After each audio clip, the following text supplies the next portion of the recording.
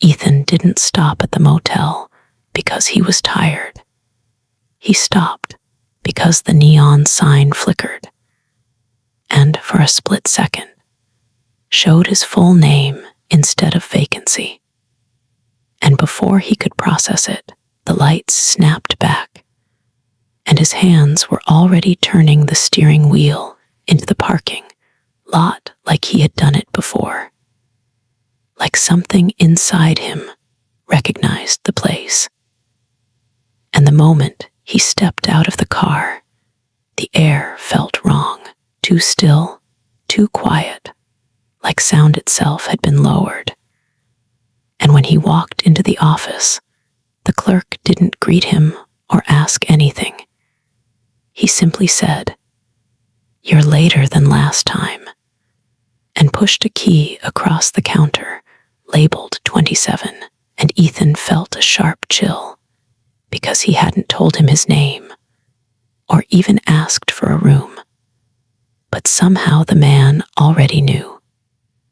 And before Ethan could question it, the clerk added one more line.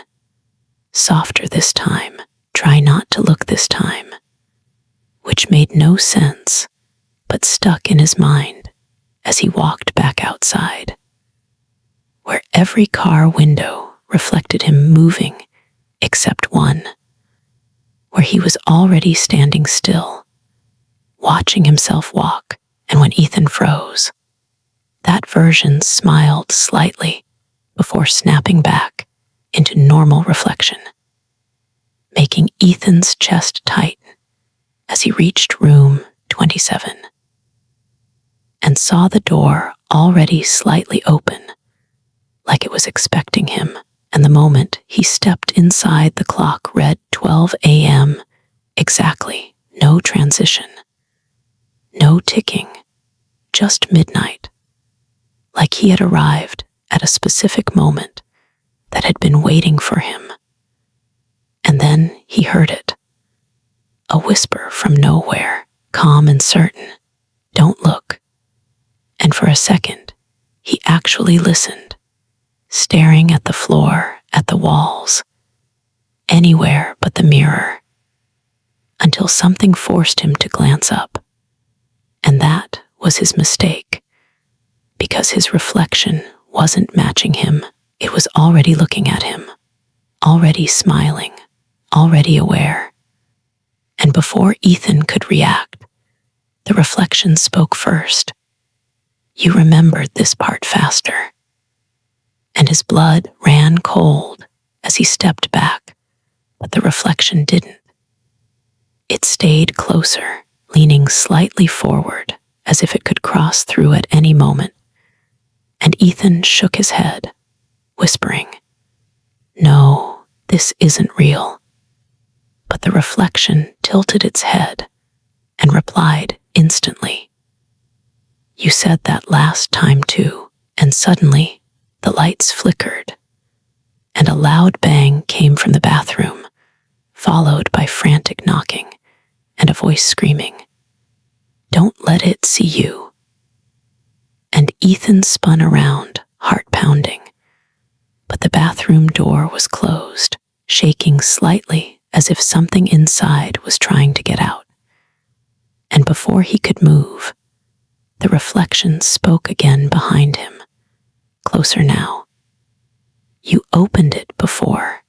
That's why you're still here." And Ethan turned back and froze, because the reflection was no longer inside the mirror.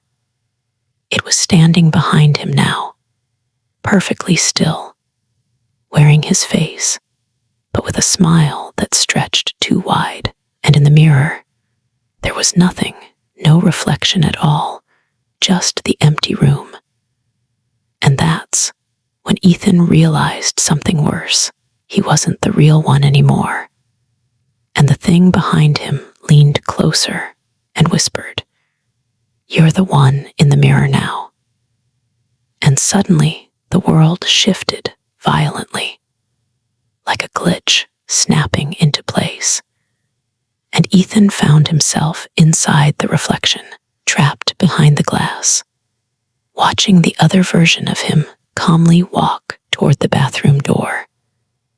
And no matter how hard he screamed, no sound came out. No movement worked. He could only watch as the real version grabbed the handle and slowly opened it. And the moment the door creaked open, everything inside was just darkness, deep, endless, wrong. And from that darkness, hands reached out, too many, too fast, grabbing the version of him in the room and pulling him inside as he screamed, the door slamming shut behind him. And then silence, complete silence, until the reflection, the trapped Ethan, realized something horrifying. The room looked normal again, reset, untouched, like nothing had happened. And then, slowly, the mirror began to change, showing a new person walking toward the room from outside, another traveler, another version of the same story beginning again. And Ethan tried to scream, tried to warn him, pounding against the glass. But the only thing that came out was a faint whisper, barely audible, repeating over and over, "Don't look, don't look." And outside, the new man stopped in front of the door, hesitated for a second, then pushed it open. And as he stepped inside, the clerk's voice echoed faintly in the distance, calm and certain. No one ever listens the first time, and the mirror inside the room showed two reflections. Now, one of the man who had just entered, and behind him, Ethan, smiling without realizing it, waiting for the exact moment the new victim would look up. Because that's how it worked. That's how it always worked.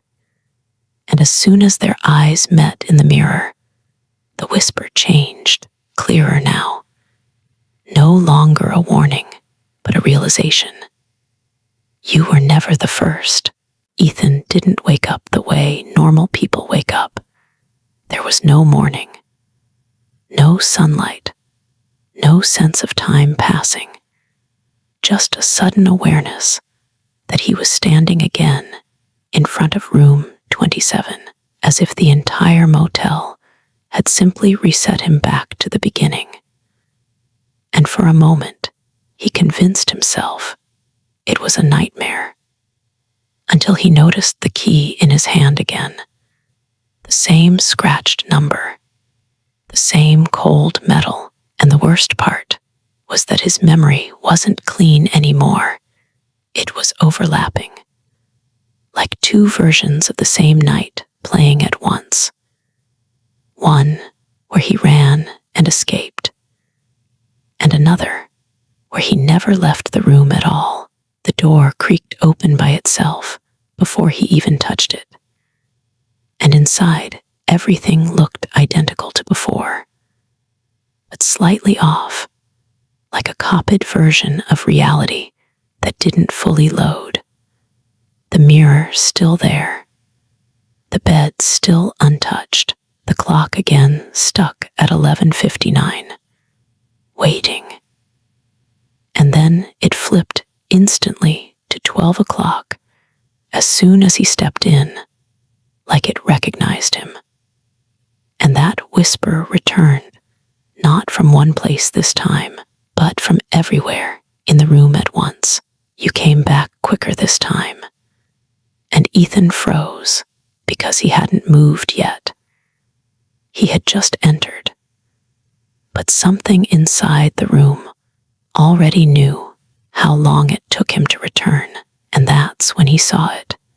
His reflection was already inside the mirror, standing still, watching him enter, like it had been waiting for him before he arrived. And when Ethan stepped closer, the reflection smiled first again and said calmly, "You remember more now," which made his stomach drop because he didn't say anything out loud. But the reflection was responding like it could hear thoughts, not words. Ethan backed away. But the room didn't behave normally anymore. The walls felt closer, the air heavier, and the bathroom door began to slowly open by itself. Not violently, not suddenly, but like something was confident. It had all the time in the world. And from inside came that same broken voice again, softer now, almost tired.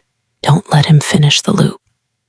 And Ethan shouted back instinctively, "Who are you talking about?" But the mirror answered instead of the room. You. And the reflection stepped forward this time, not mimicking any more, but fully independent, placing its hand on the glass like it was thinner than before. And Ethan realized something horrifying. The mirror wasn't reflecting him. It was separating him, splitting him into two versions that didn't agree on who was real. And the reflection spoke again, calmer, almost sympathetic. Every time you leave, you forget. Every time you return, you become more like us. And Ethan's breathing turned sharp because he suddenly remembered flashes he didn't want. Different rooms, different versions of himself screaming, knocking, begging to be let out. And before he could process it, the lights flickered. And for a split second, he saw the motel from outside, but from above, like he was watching it from a security camera. And in every room 27 existed at the same time, repeating infinitely, like a broken file. Then the voice changed completely, no longer coming from the mirror or the bathroom, but from behind him. And when Ethan turned slowly, he saw another version of himself standing in the doorway, dirty, exhausted, shaking. And that version whispered, "Don't believe the reflection. It's already you." And before Ethan could react, the motel lights shut off completely, plunging everything into darkness. And in that darkness, the reflection finally spoke one last time, very clearly. "We don't trap people here. We overwrite them." And suddenly, Ethan felt something shift inside his own mind, like a file being replaced, memories moving out of place, identity slipping. And the last thing he saw before everything went silent was the bathroom door fully open, and something stepping out that looked exactly like him, but smiling like it had finally finished something it had been doing for a very long time. Ethan didn't feel like he was waking up anymore, because there was no clear difference between waking and remembering, only a slow awareness that he was still inside room 27, except now the room wasn't stable. It was shifting subtly, like it was being rebuilt in real time around him. And the mirror was gone, replaced by a dark reflective surface that looked less like glass and more like liquid memory. And Ethan realized he wasn't alone anymore, because the version of himself that had stepped out of the bathroom was now standing at the foot of the bed, watching him like he was the one who didn't belong. And it spoke first in a calm voice that didn't belong to fear anymore, only certainty.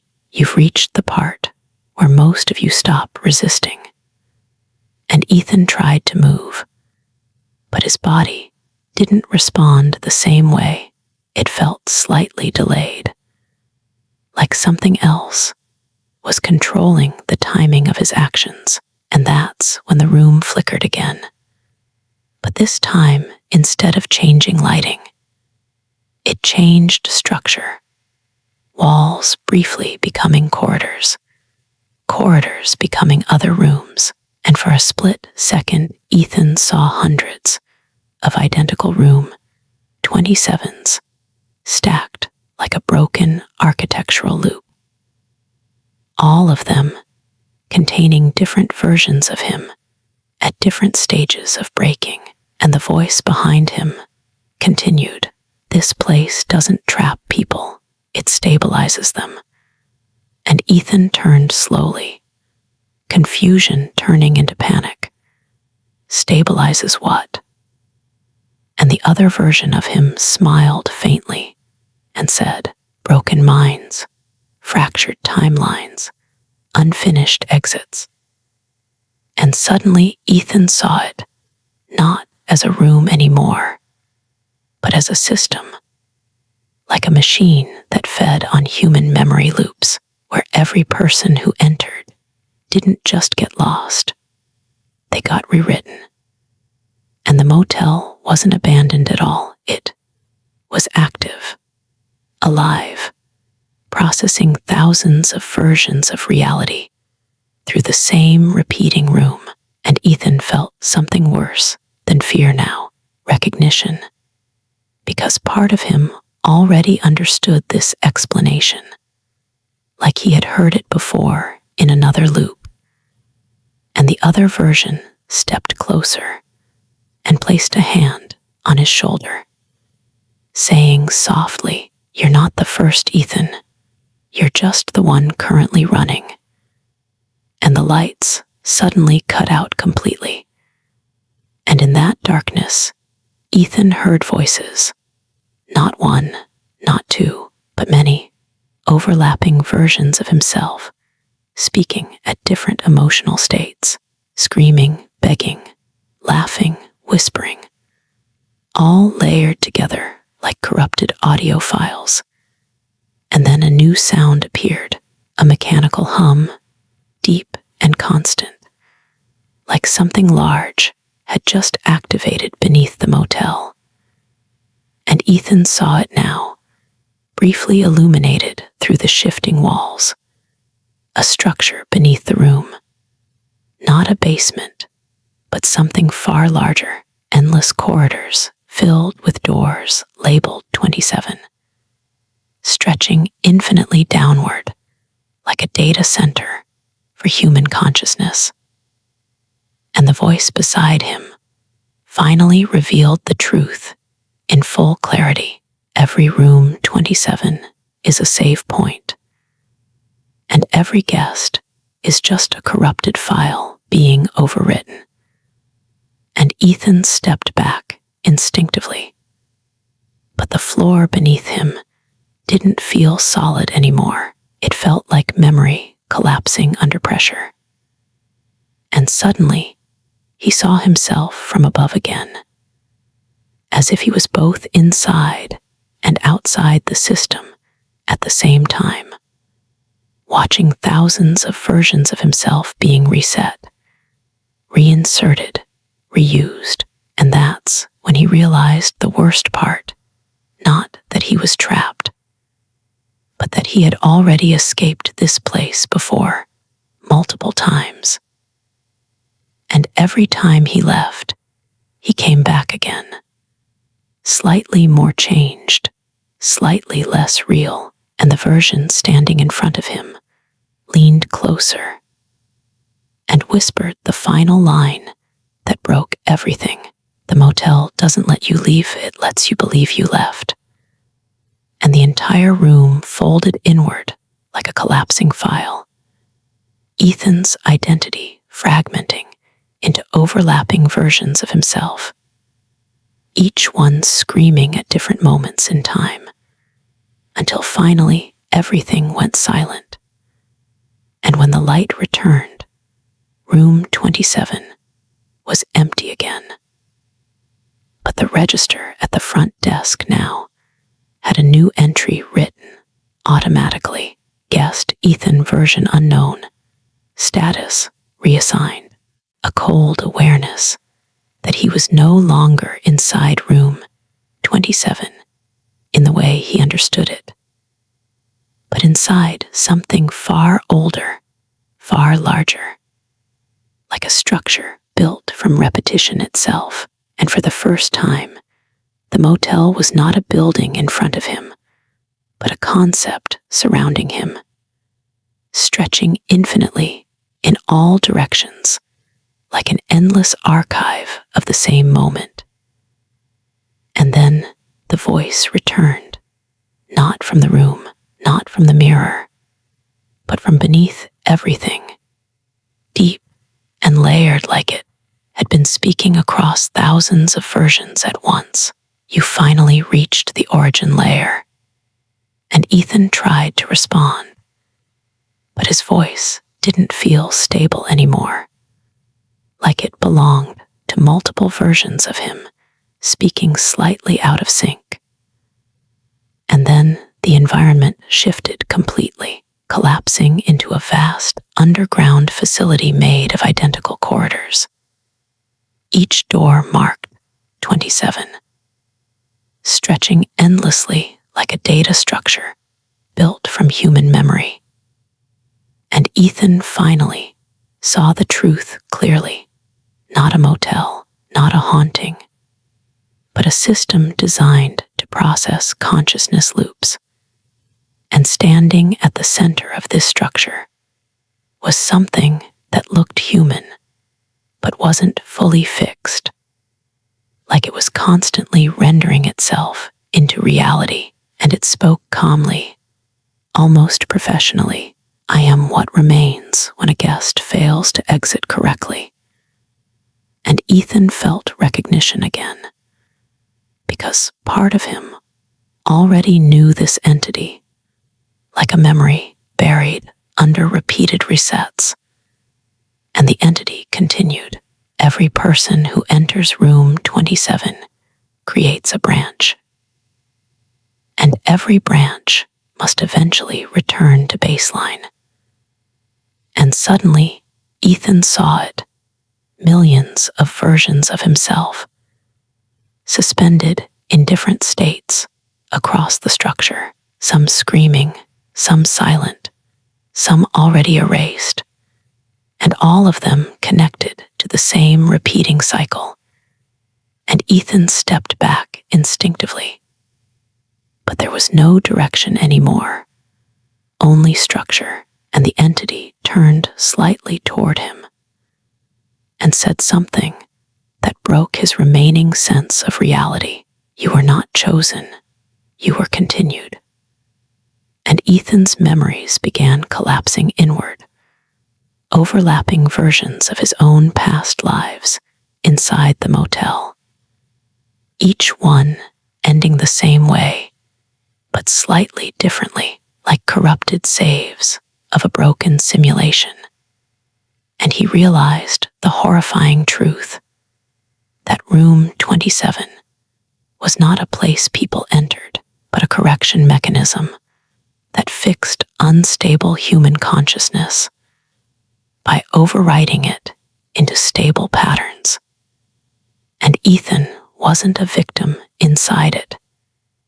He was an iteration of it, and the entity stepped closer and placed a hand near his chest without touching him and said softly, the illusion of escape is necessary. Without it, the system collapses. And suddenly, Ethan saw flashes of every time he thought he had escaped. The highway, the road, the car, freedom, all of it collapsing into the same motel sign blinking in the distance. And he finally understood. He had never left even once, not in any version of himself. And then the entity revealed the final layer. Room 27 is not a room. It is a correction point in human perception. You are not trapped inside it, you are it. And at that moment, Ethan felt himself splitting, not physically, but existentially, like his identity was being distributed across all previous versions of himself, each one becoming part of the system. And he saw himself from outside one last time, standing in a motel parking lot, walking toward room 27 for the first time again, as if the entire cycle had reset perfectly and the entity's final words echoed through every layer of existence at once. When they open the door, they think it begins, but it never began. It only continues. And Ethan tried to scream, but even the concept of his voice was already being reassigned. And the last thing he saw was the motel sign flickering once more in the distance, calmly switching from vacancy to welcome back. And somewhere deep inside the system, another version of him was already answering a new guest at the front desk, saying the exact same words that had started it all. Room 27 is waiting.